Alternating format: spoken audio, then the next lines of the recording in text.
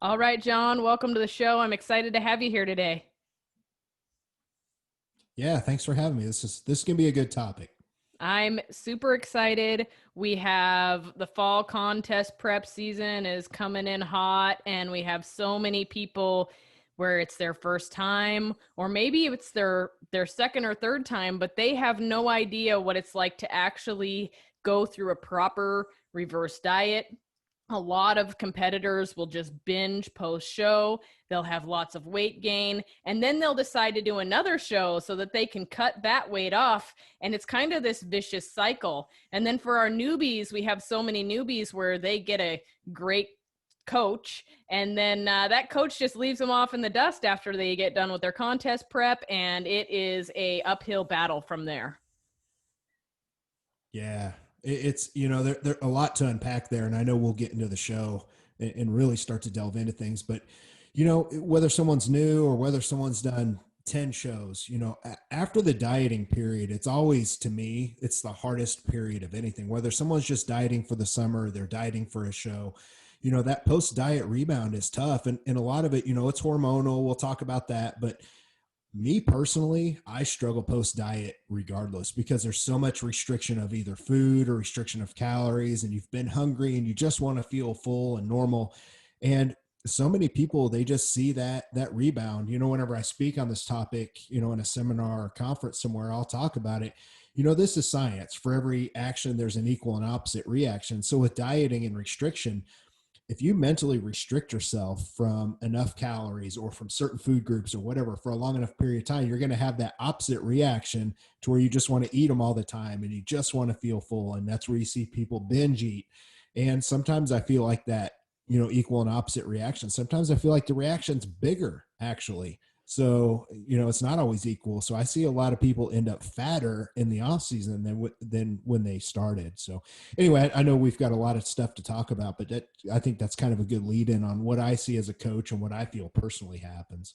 Right. And the hard part too, John, with that, and I'm sure you can totally understand where I'm coming from here. It's easy as a competitor when it's black and white. This is your food. This is your cardio. This is your workout plan. This is the end goal. When it's black and white, it's easy to stick to it and follow it. But after the show, after the dust settles, it's easy for people to be like, well, I can have that cookie and then I can have another cookie. And then it just leads into one thing after the other. And then also, from so many other different standpoints, hormonal, you just mentioned that, there's other places where it's very hard to control those sensations of hunger. So we'll get into all of that today, and I'm looking forward to it.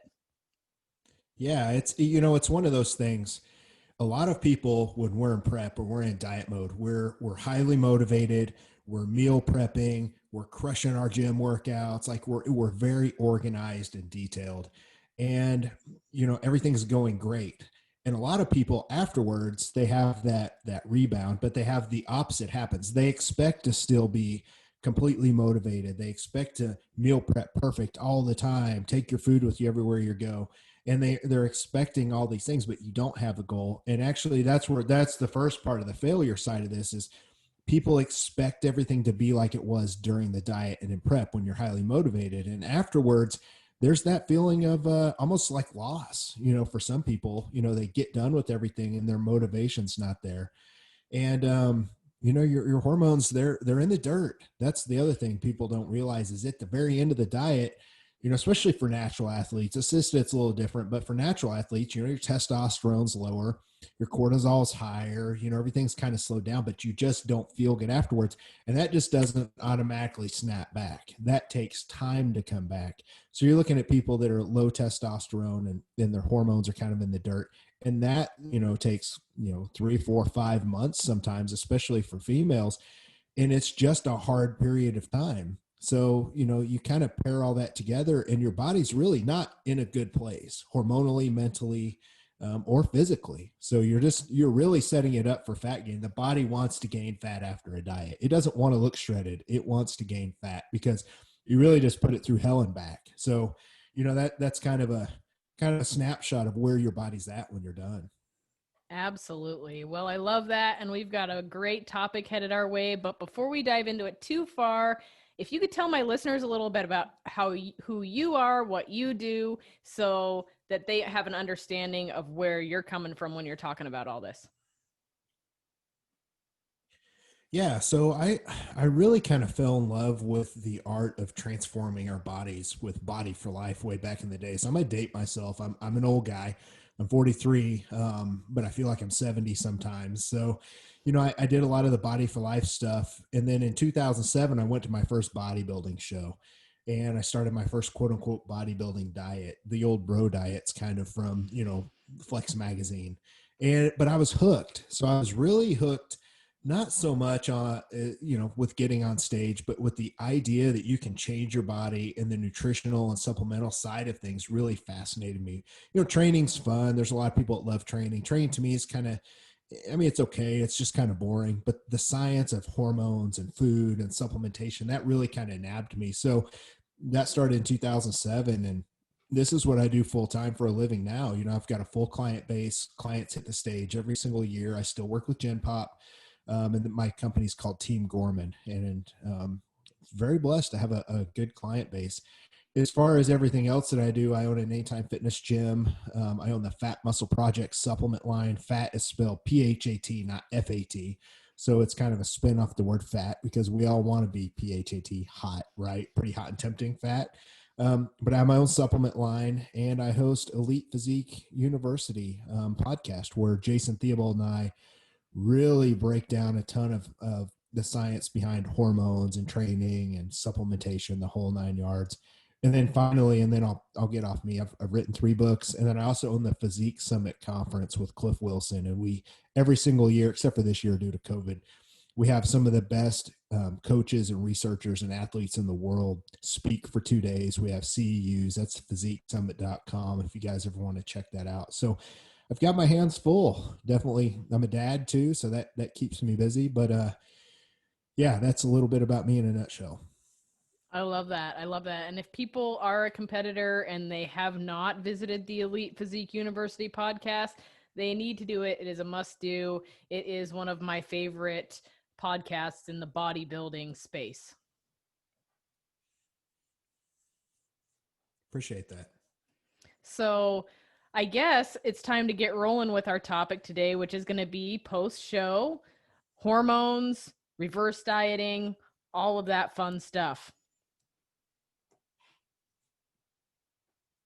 Okay. How do you want me to kick this off? How do you want to So tackle I'm this? happy to kick it off. So we kind of started already by talking about what happens post show, whether it be not having the support of a coach, or understanding your hormones and the metabolic ramifications of prepping for a bodybuilding show.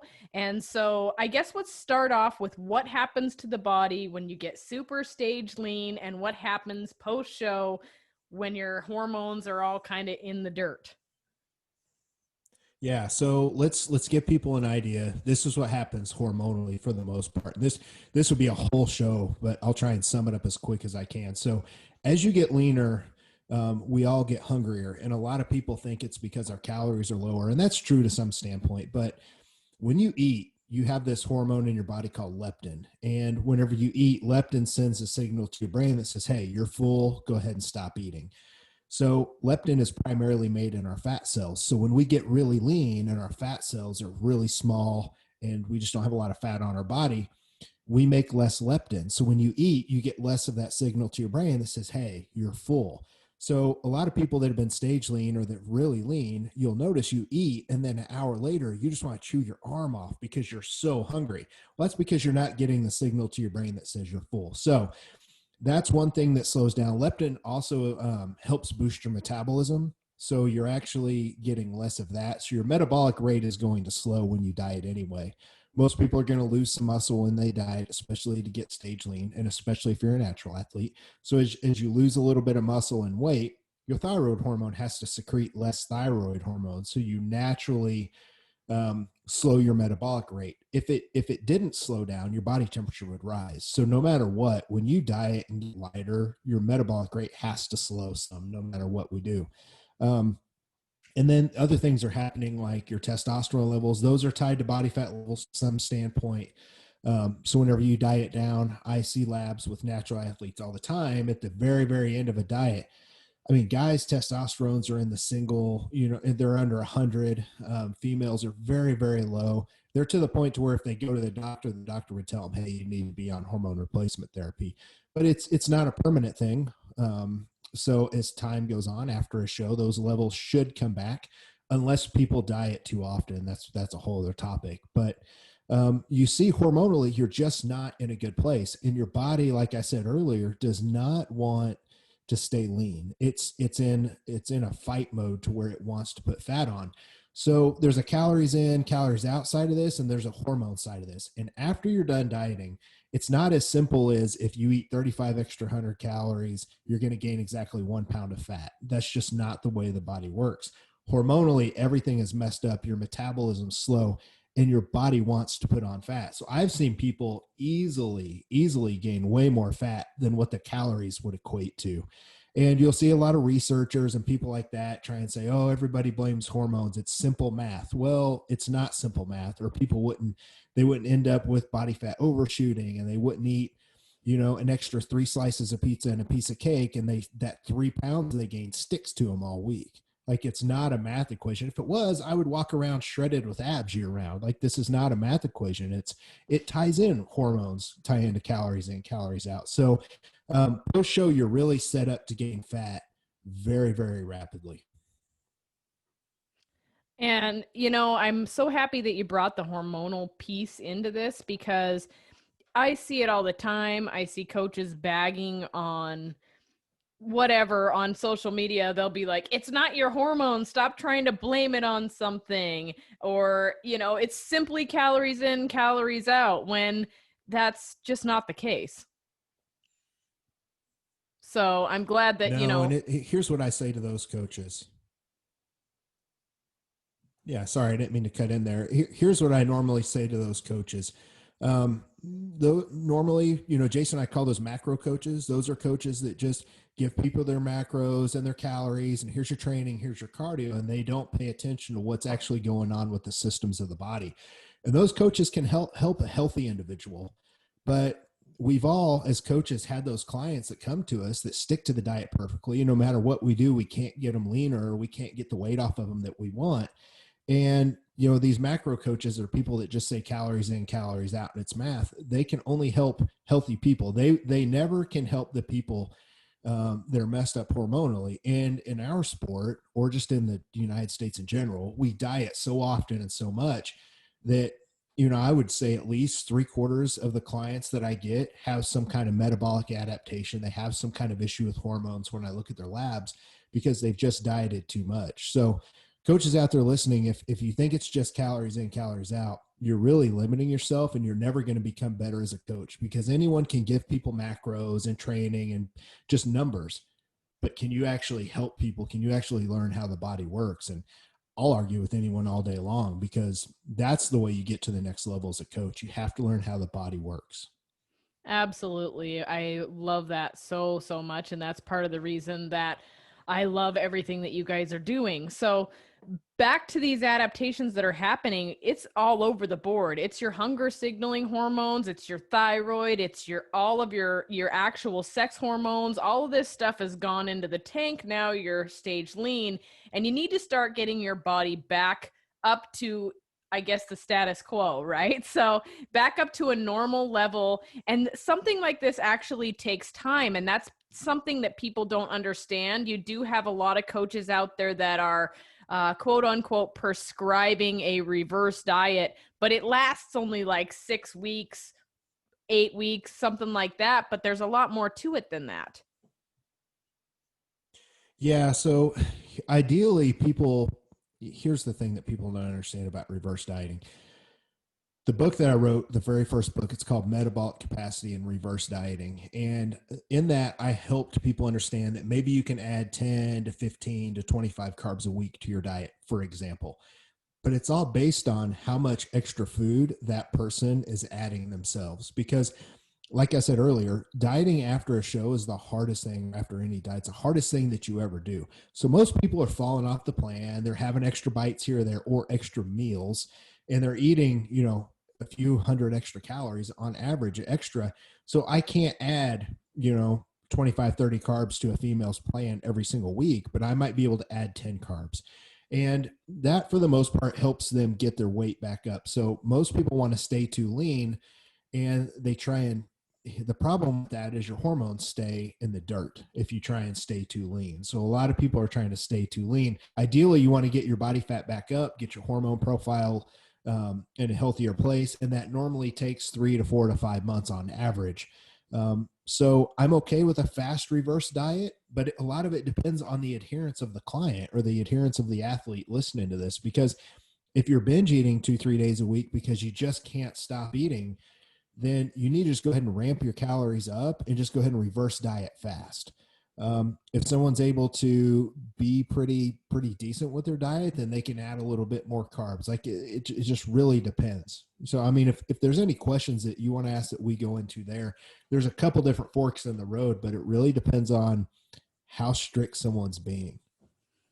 Absolutely. So I like how you touched on that, like how much they can adhere to their plan, because that's another big portion, which we kind of spoke about in the beginning, is you have all these things taking over, you're hungry, the goal has come and gone. We're now in kind of the gray zone where it's easy to have an extra donut or something like that. So that's understandable. Now for you, when you have somebody coming out of a show, I guess you don't have to give all your trade secrets away, but you guys are pretty good about that. Is you have a client coming out of a show, what is the best thing to do to keep them satiated so that they're not wanting to binge eat constantly? Is there a modality you use for that? Yeah, so I mean, there's things that people, and I have them do this during prep too to help with hunger.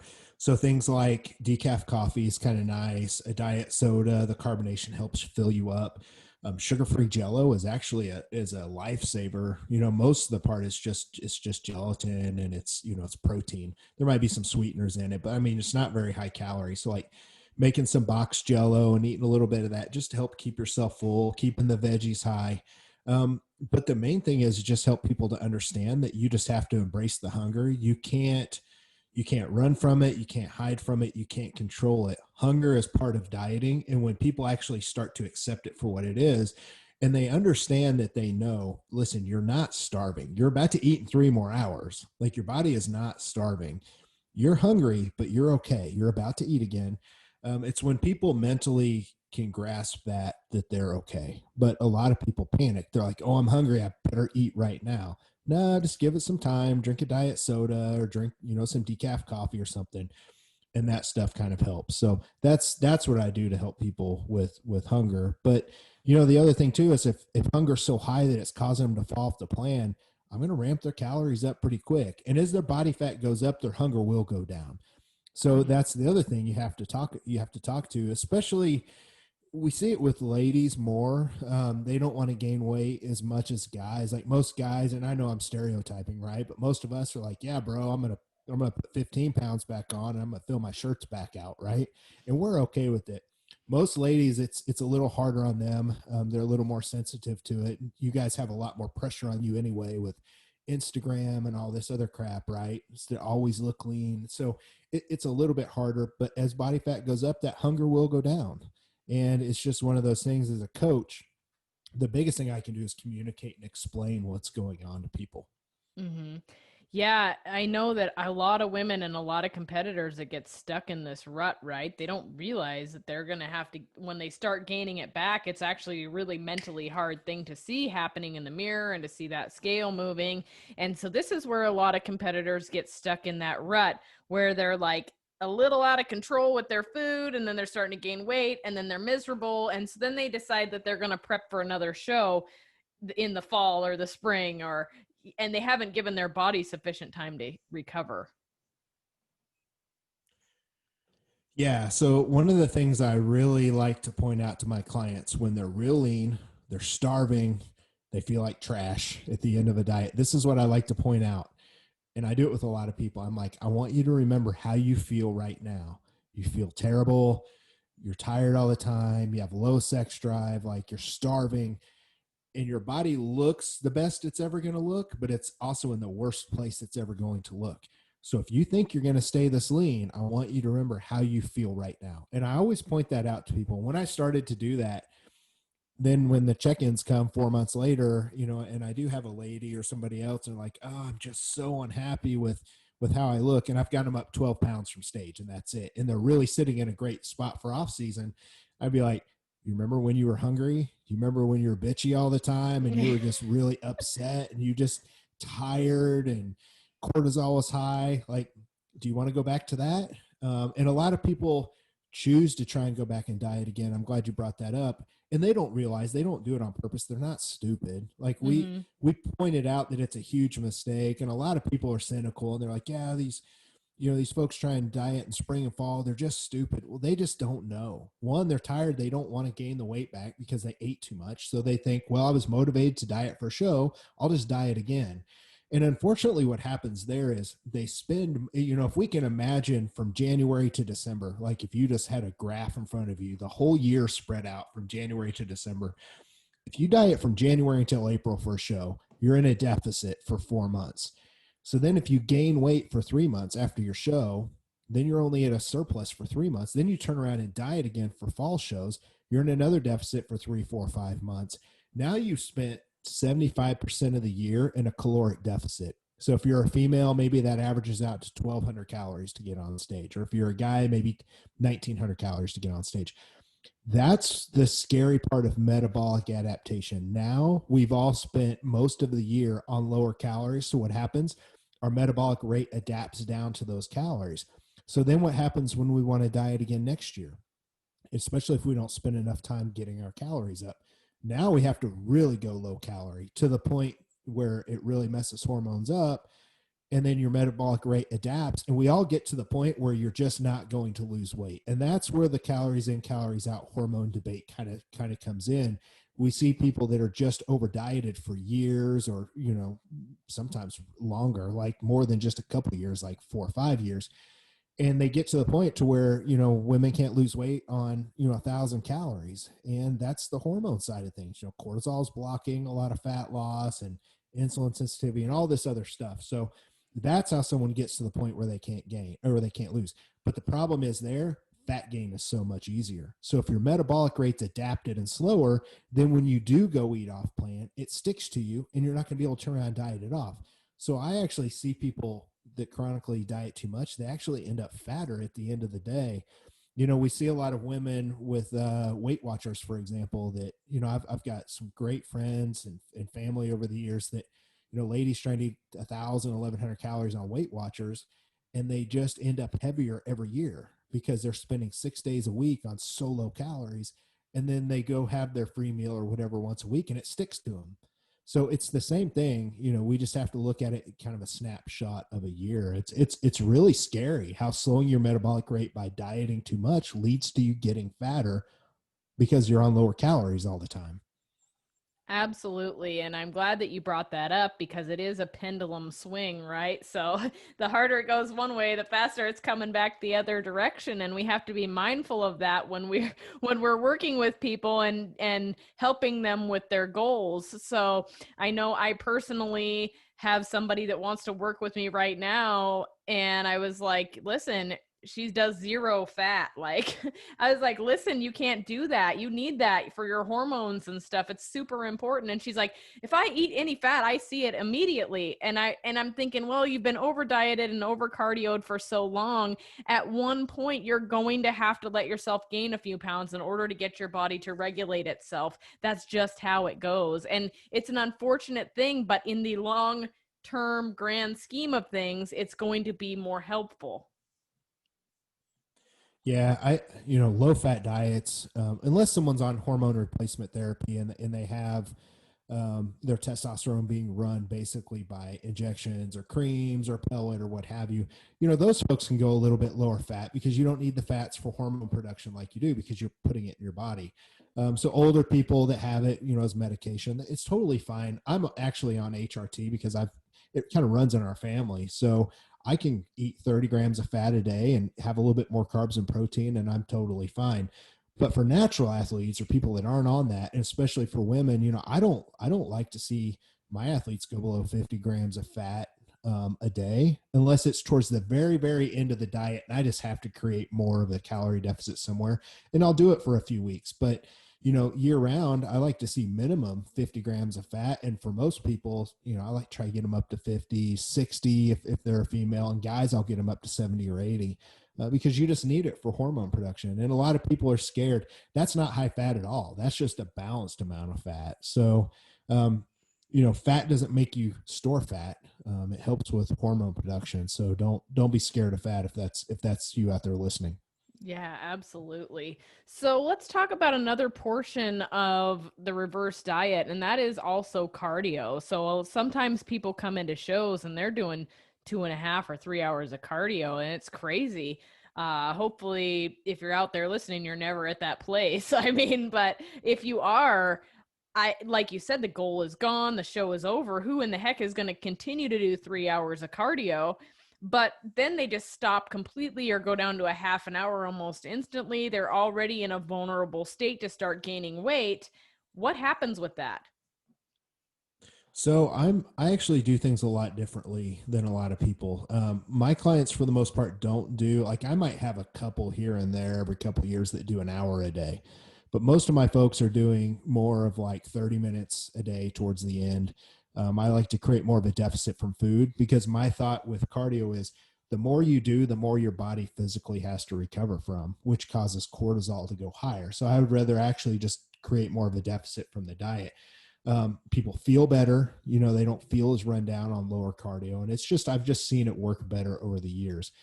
Now, when the diet's over though, I cut it all out completely. And usually during peak week, I cut it all out 100%. And what happens is your cortisol so high from cardio for most people, cortisol is going to drop. People drop a ton of water. Another thing about cortisol people don't understand is when you're dieting and cortisol is high, it actually the higher cortisol is, the lower your thyroid hormone output is. So your thyroid hormone slows down when cortisol is high. So whenever you cut all that cardio out, you're not just going to magically start gaining fat like a lot of people think. Even if you're doing 2-3 hours a day, cut it all out, cortisol drops, your metabolic rate starts to speed up, you drop water, and you actually feel better. So I'm one that I cut it out 100% completely. There's a lot of other coaches that don't, and that's fine. They like to keep a little bit of it in the off season. So, people want to, in the reverse dieting portion, they want to keep some in to help keep them leaner. So, that's kind of their thing. But if they can be stricter on the diet, they don't have to do any cardio. So for heart health, it's fine. Leave it in 10 minutes a day if you want some for heart health. Maybe a hit session, 5 intervals once a week on a high carb day. But for the most part, I try and get it all out so their body starts to recover because I want cortisol to drop. So that's kind of how I approach it. Yeah, and a lot of people don't understand that. They think if they're just going hard all the time that they're going to see results. And sometimes this is in a contest prep state or post show, doesn't matter at any point. If your cortisol is high, you are not going to lose body fat and you're also not necessarily going to make gains. Some people think, "Oh, if I take a rest day, I'm losing some gains." And it's like, "No, your body needs that little break." Yeah, I mean, a lot of people need to realize that when you give your body a break, you can actually recover and grow. The more you keep your body suppressed and you do cardio too much, like I said, that's something your body has to recover from. So in the off season, why keep cardio high when your body can actually, instead of using those calories to recover from cardio, it can use those calories to help muscle growth and help you recover from the gym. So training should be hard in the off season. We all know that. Cardio should be low to minimal, and that way the food that you eat and the recovery goes towards building muscle, not towards recovering from, walking on a treadmill with a 3 incline, for example, or jogging and things of that nature. I love that. So, what else is really super important for competitors to understand post show? What have you run across as a coach? Well, first of all, it's okay to understand that you're going to mess up and you're normal. A lot of people feel defeated. And a lot of this comes down to the mental approach. A lot of people just feel like they're a failure. They feel embarrassed. They wear baggy clothes in the gym. But you're going to get comments from people around you that don't understand the sport like we understand the sport, right? So you're going to get people say, "Oh, you were so lean. What happened?" And really, people that they're Gen Pop or their family, like they don't get what you're doing. They think you're weird anyway because you just stepped on stage or you had fake tan on. Like they all think we're weird anyway. So they're going to see you shredded, and they don't understand like your body cannot stay in that state.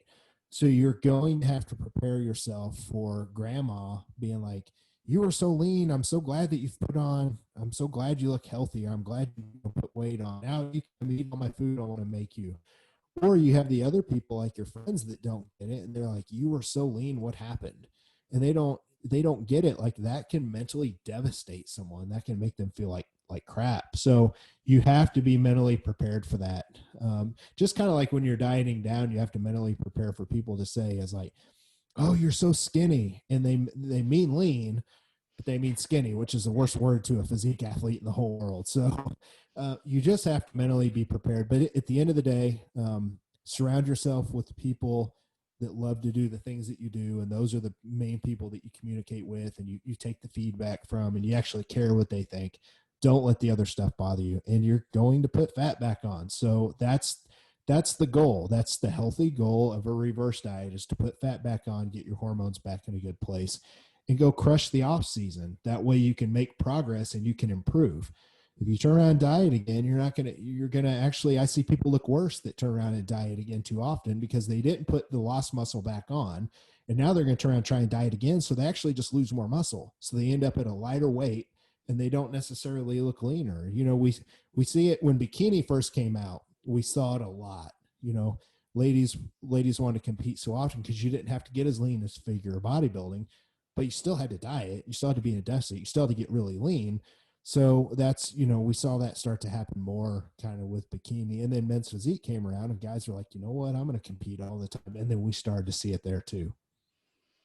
Absolutely. And let's be honest, men are able to run a little bit leaner. That's just how they are.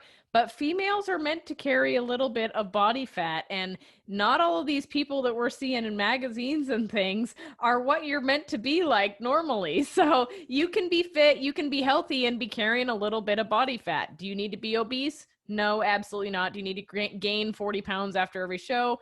Probably not necessary. However, you are meant to carry a little bit of extra fat in certain places. It's a female thing, and it's hormone related and everything else, and that's just how it is. Yeah, and it's okay. Remember, ladies, you have to populate the world. Like you've got a super important job. So we need your hormones in a good place. You need body fat for that. Like you're important. Us guys, we're not like it's okay if we're a little beat down, but like, it's super important for ladies to get those hormones back up. Right. And going down that same line, I can't tell you how many times I've been, and I'm off Facebook now, by the way, because I can't even handle the stuff that's on there on just my regular news Right. feed. Add all the bodybuilding groups and stuff to it. It's like, oh no, that girl didn't just say that. No, no, no, she didn't. Like, I can't handle it. So I'm not on there anymore. I felt it was much more mentally healthy to just focus on my own clients and not worry about people that I don't even freaking know somewhere. So, anyways, but along that line, there are so many women. I see this posted in bodybuilding forums where they haven't had their menstrual cycle for years. Me being one of them. As a competitor, I didn't have my menstrual cycle for 3 years. There was definitely something wrong there. I knew it. However, I was listening to my coach and too stupid to actually listen to my own brain at that point. But these women think that it's okay. They're asking other women in bodybuilding forums, hey, how soon before I can expect to lose my menstrual cycle? And there are some ramifications that come along with that. Yeah, and it's something to where, every time I've ever thought that a female was going to lose her cycle, like that's a normal thing. When you get leaner, you'll see a lot of females lose their cycle. And I used to tell them, hey, you'll probably lose it, once you get, about 4 or 5, 6 weeks out. But every time I did that, it was something would change. And I'd have one lady would like have a cycle for a month straight or 3 weeks straight. Like it just, all your hormones are out of whack. And that's the first sign that things aren't good.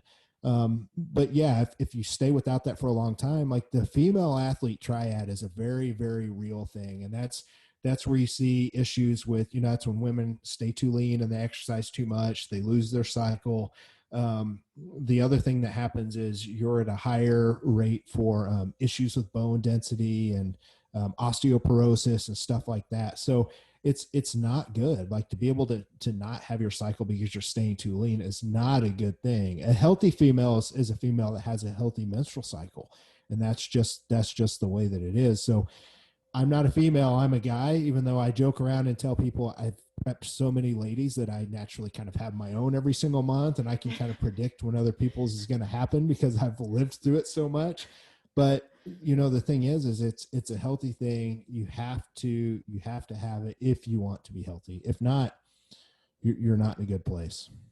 So this is something that ladies should definitely be looking for in the off season then, right? Is to be getting their menstrual cycle back if they do lose it, cuz like you said it's common to lose it when you're real close to show. So, but post show, they should be looking to get that back as soon as they can. Yeah, the sooner the better. And some of the feedback I have gotten is normally it's kind of a brutal first one back, like it's heavy cramping and things of that nature. And I like to have clients take Jason Theobald's company, New Ethics, makes chasteberry liposomal, and that really helps with bloat and cramps and stuff like that. So it's something I also carry on my website as well. So a lot of females tend to take that and see less bloat and cramps and stuff like that. But yeah, normally you want to see it come back, and someone can get it back in the first couple months. That's great. That's really a great sign. But ladies and guys in general need to go have labs done anywhere from 12 to 16 weeks post show to kind of see where your baseline's at. I like to lean more towards like 4 to 5 months post show, because if someone dieted a long time, they need time for those hormones to come back. So if you go in at 3 months, they might still be low, and then your doctor is wanting to put you on different medications and things of that nature. But if you wait 4 to 5 months, you should be where your body's going to settle out at for the off season. And I'm glad that you brought that up, John, because that's another thing that I think a lot of people overlook, and that is getting their blood work done. They can do it without a doctor's permission. There are plenty of websites out there, I think you know of a few, where they can have hormone panels done, have everything checked out, and they can actually physically see it for themselves rather than having to rely on having a physician look at them. And so I know that for myself, I've told people before they start with me, they need to have their labs done, especially because I don't know what's going on, but I seem to attract these people that have all this weird stuff going on. And I feel like it's because that's the reputation that I've gotten. But I'm like, hey, no, I can't help you unless you get lab work done. And I think that's super important, and competitors tend to overlook it because they're afraid of the cost. But then they spend thousands on bikinis and coaches and all these things. So it's something that's super important. Yeah, and it's one reason why I started my supplement company, is because we fix a lot of problems with natural supplementation, functional medicine, so to speak. And Jason's company, New Ethics, is the same way. And it's one of those things. I never got labs done in my 30s. Like I didn't want to mess with it. I didn't want to spend the money. I thought I was bulletproof. But it's super super important to know where you are. And I can't remember the site off the top of my head. I think it's Life Extension. It's like $200 to get a full panel with everything that you need. And that's not bad. If you go to your doctor, most people that go to their doctors, you're going to have to tell them the symptoms that you're feeling. Or if you're not feeling those and you just want to get your labs done, you may have to fib a little bit, but tell them, hey, my sex drive's low, my motivation's low, I'm tired all the time.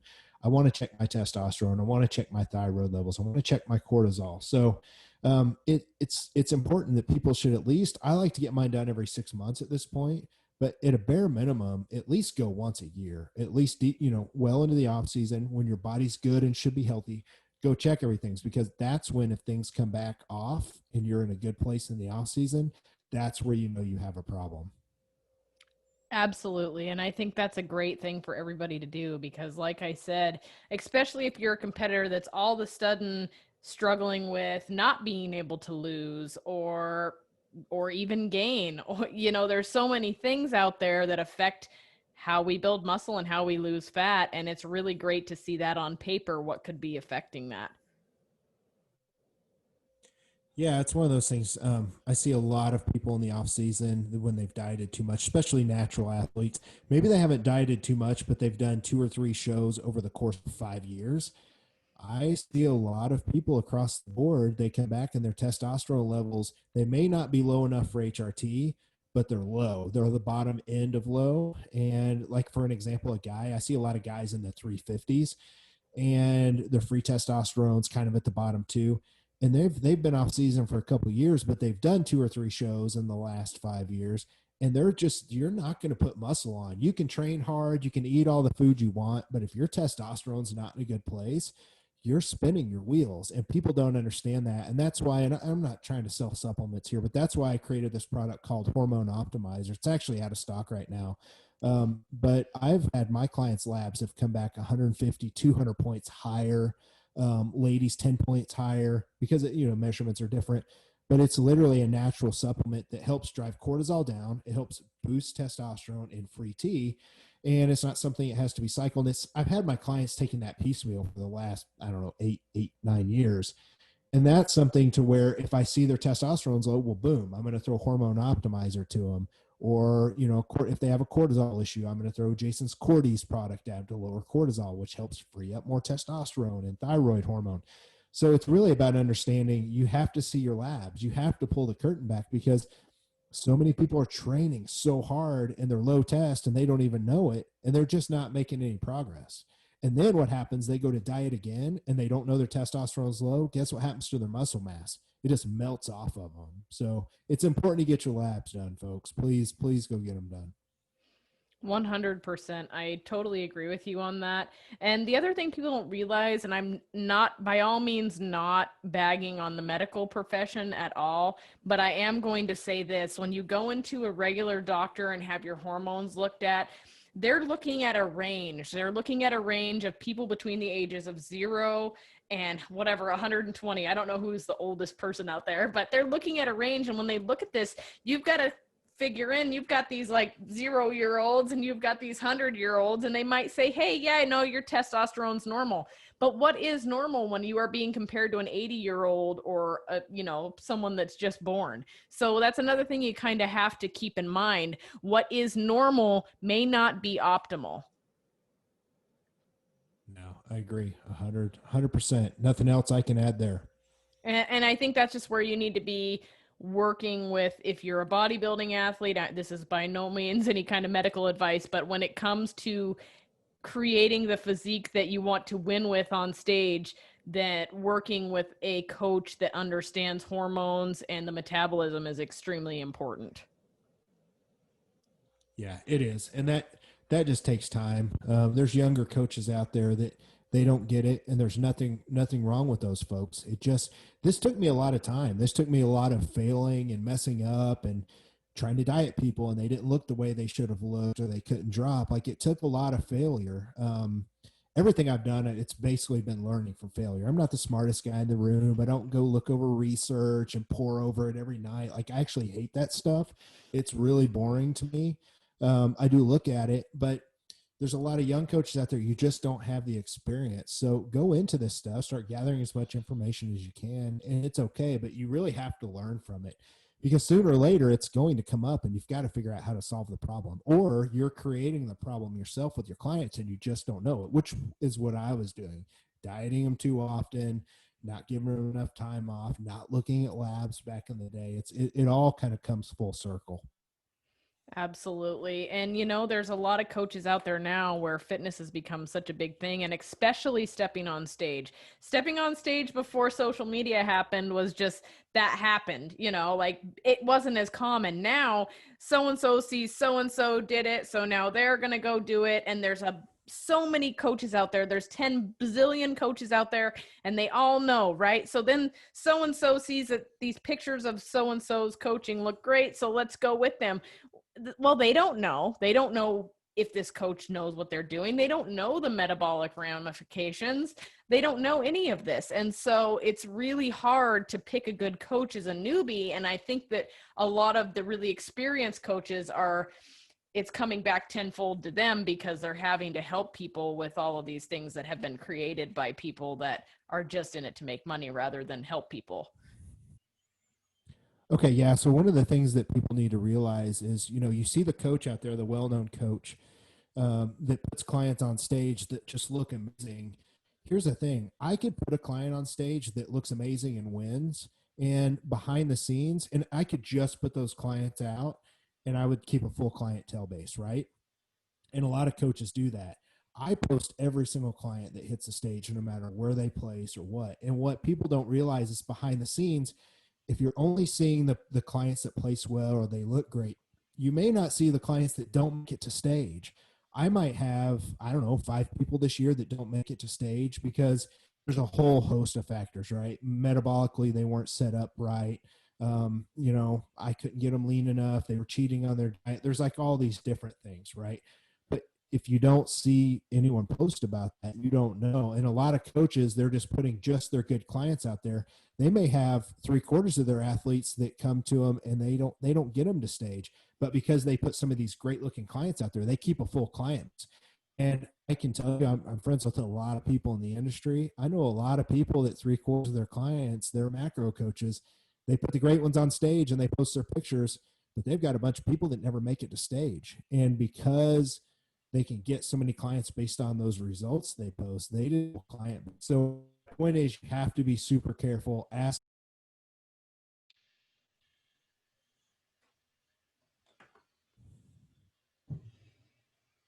Okay, are you there? Uh-huh. Yeah. Did, Okay. did it record that? Yeah, it did. So the point is you have to be super careful. Okay. Yeah, sorry about that. I don't know if there's a glitch going on or what, but yeah, so people need to be careful with their Yeah. coaching. And they need to be very thorough when it comes to hiring a coach. I mean, get references, talk to previous competitors. I don't know, but make sure that you're crossing all your T's and dotting your I's when it comes to hiring a coach. And don't just hire somebody because they're cheap either, because you're going to get what you pay for more than likely. Now, there are some coaches out there that are just starting out that have reasonable fees. Okay, they may be a great coach. I mean, there's lots of people I know that apprentice under other really great coaches, and they learn a lot, and they have a great circle around them that they can bounce things off of if they have questions. I don't know how that goes for you if you take apprenticeships. No, I generally, if I'm pretty full, if it's someone that's getting on stage, I'll refer them out to the other coaches I know that are good. And I hate to name names because I'm going to forget people, but I'm going to name some. Obviously, Jason Theobald is right up there at the top. Cliff Wilson's right up there at the top. Pete Fitchin's right up there at the top. Like there's really good coaches, and I can keep naming them, but I'm just going to stop there. That I can send people to, the Lauren Conlins of the world. They're really, really good coaches, and I just do it that way. I don't have coaches underneath me. It's just not my bread and butter. I don't want to put my reputation in someone else's hands. I'd rather just they did it as their own business and as their own coach. And I used to have coaches back in the day, and not all of them wanted to answer emails on time, and their clients didn't look as lean as I wanted them to look, and they were representing my company and my brand. And it's just something I don't want to mess with. And other coaches do it. Jason Theobald's got a bunch of coaches that work for him, and they're all top notch, and he's doing great with that. It's just not my bread and butter. Gotcha. So we kind of got down a little rabbit hole there with all that stuff, but um, are there some other metabolic adaptations that you can talk about that someone might have to work through post show? Yeah, I think, not really so much of an adaptation, but more of the fact that your body is one big overreaching cycle. So overreaching is when you get to the point to where your body, you stop gaining strength, you stop gaining muscle or recovering as much, right? We see it in powerlifting a lot. You train super hard for weeks and weeks and weeks, and then all of a sudden you start losing sleep, you start losing strength. That's called overreaching. And you do that on purpose because then you take a deload week and then you come back stronger because you get rest. So if you look at a contest prep or a diet phase for 4 months, for example, you're at a deficit for 4 months. You're doing a lot of cardio that your body's not completely recovered from. You're training, 6 days a week or however many. Your body's in an overreach state. So you actually need to take some time off or a deload, so to speak. And that's the one adaptation people don't realize. You adapt to being overreached.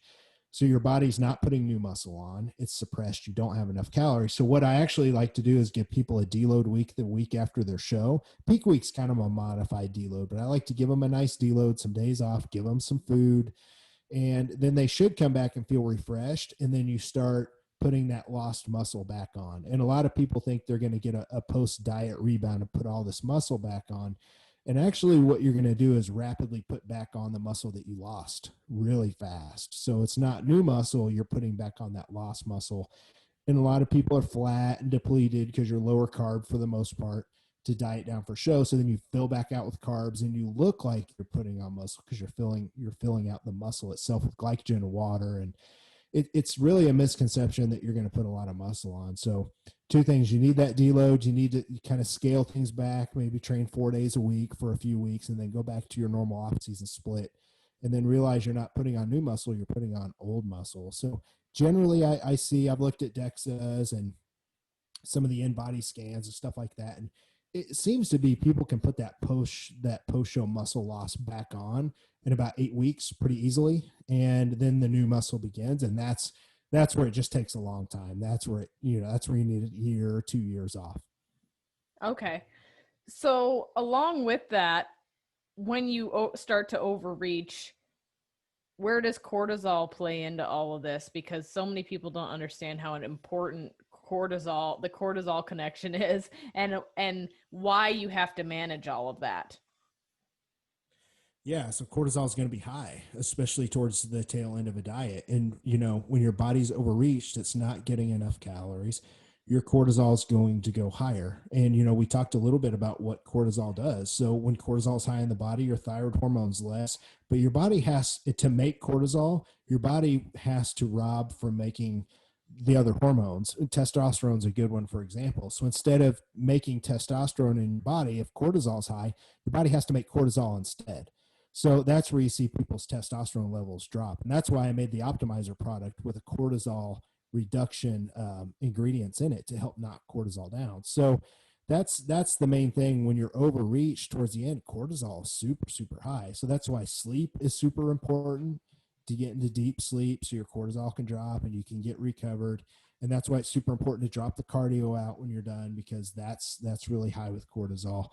And those two things alone really, really help things, like taking that deload week, sleeping in, and cutting the cardio out. You'll see a huge reduction in cortisol. I love that. Well, there's so many things you could unpack here as far as post show and reverse dieting. We could probably go on forever, but I don't want to keep you on here all night. I think you've given me a ton of wonderful information. So, if there was one thing you could tell a competitor to help them out post show, what would it be?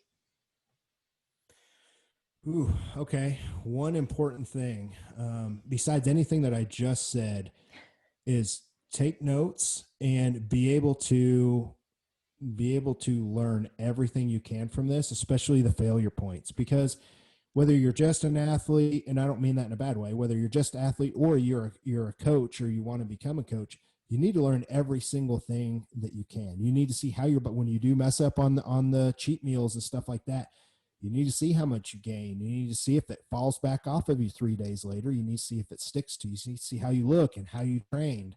You need to take notes on everything. Everything is a learning point. Whether you mess up or not, you better look at it as a way to learn. And it's those people that really go far in the sport, especially as coaches, when you look at every single thing as a learning point. And reverse dieting is the perfect thing to look at. It's the hardest thing I think anyone will ever do. Way harder than dieting for a show, and that's hard. It's way harder than putting on muscle. It's being able to stick to a plan, but mentally stay in the game. I've never personally been able to successfully reverse diet more than a couple weeks. At that point, I just jump my calories way up and I gain and I'm good, because I just personally can't do it. It doesn't mean I'm not as good as someone else. That's just my approach. And I've learned from trying to do it and failing, not being able to do it for 12 weeks, that, hey, I'm going to do it fast. Leslie, whenever I did her prep, boom, we did it in like 4 or 5, 6 weeks, ramped those calories up, and she felt so much better. When before we tried to do it for 12 or 16 weeks, and she was ready to blow her brains out. So it's all that feedback that you have to get from yourself or your clients that's going to make you better. It's a huge learning opportunity if you look at it that way. I love that, John, and I appreciate every piece of information that you gave us today. If my listeners want to come find you, what's the best way for them to do that? You just look me up on Instagram. It's at team_Gorman. You and I are connected on Instagram too, so they could probably just look on your page and Mm-hmm. find me and the people who follow you or who you follow. So that's the best way. Shoot me a DM if you want. I don't know if you're going to link anything in the show notes, but I've got an email too. But that my Instagram's is pretty good. If I don't answer a message that you send me, it's probably because it's in that other folder, whatever that is, and it takes me a little bit of time to get to those. But I'm a busy guy with the supplements and my clients and stuff like that. So I don't always get to those messages right away, but I get to every single one. I never just leave them unanswered. Well, I will most definitely put your links to your product line and also your Instagram and whatever website you have in my show notes as well. So that makes it easy for listeners to go click and find you. But absolutely, they can find you on my Instagram. I know that we will have a video on there or some audio when I go ahead and air this podcast. So I appreciate you having me on. Thank you so much. thank you, John.